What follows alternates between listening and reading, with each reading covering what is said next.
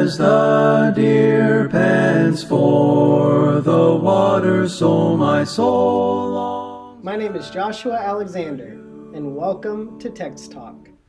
When last we spoke, we were considering the book of Daniel, specifically in chapter 1, and seeing the three-point outline that we made for Daniel's work in chapter 1. The first point was found in verses 3 through 8. The second point is that Daniel perseveres, verses 8 through 16. And then the third point is that Daniel is promoted, verses 17 through 21. Last week we considered how Daniel was pressured. Daniel, Hananiah, Mishael, and Azariah were taken from Judah and placed into Babylonian captivity. Their manhood was stripped from them. They've been re-educated. They were trying to reform their diet, and now they've been renamed.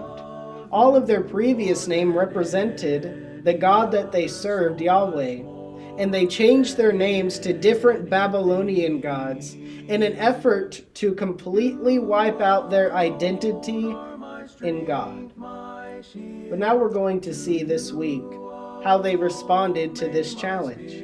Did they fold into the pressure and give up, or did they pursue righteousness? Let's look at verse 8. But Daniel purposed in his heart that he would not defile himself with the portion of the king's meat, nor with the wine which he drank. Therefore, he requested that the prince of the eunuchs, that he would not defile himself. Daniel was faced with this pressure.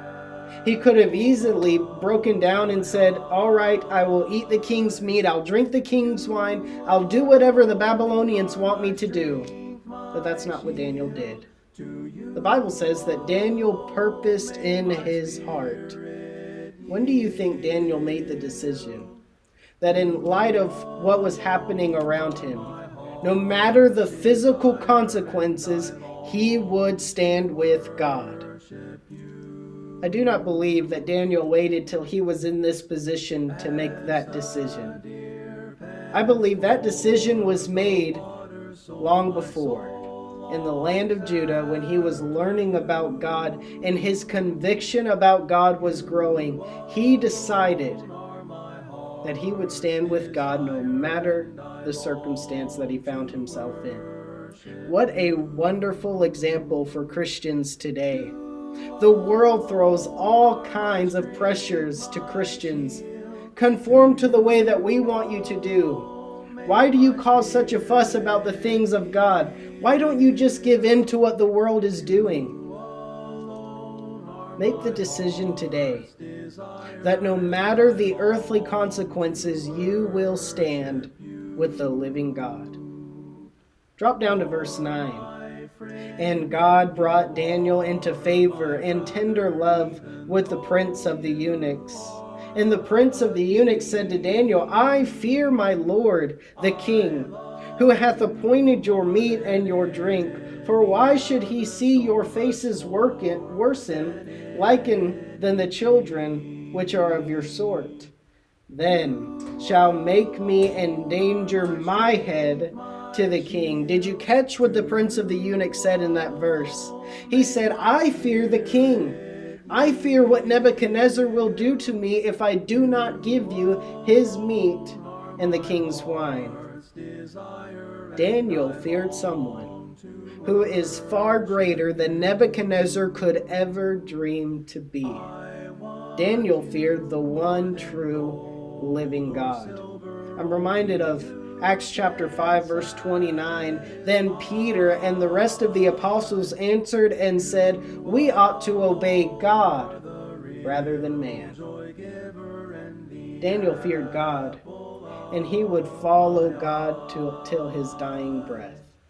It does not matter what kind of trials Daniel would face, he was going to stand with God. In verses 12 through 15, Daniel essentially tells them, put God to the test. Give us 10 days.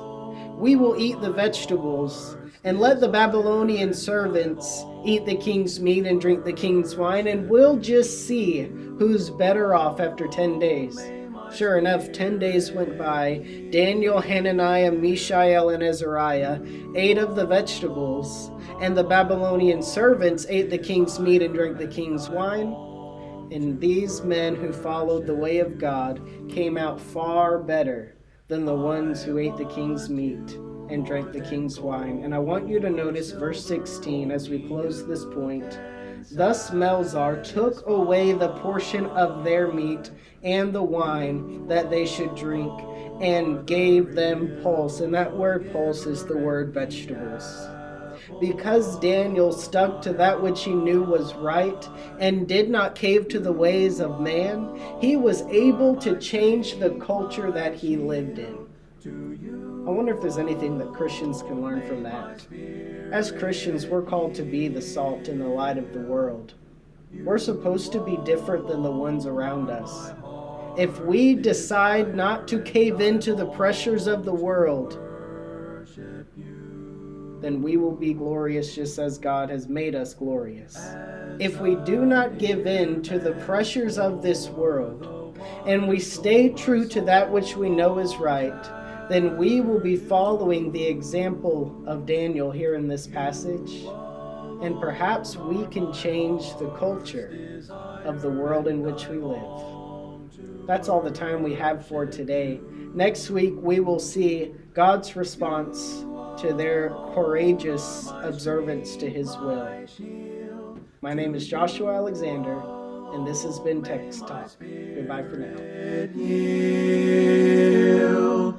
You alone are my heart's desire, and I long to worship you.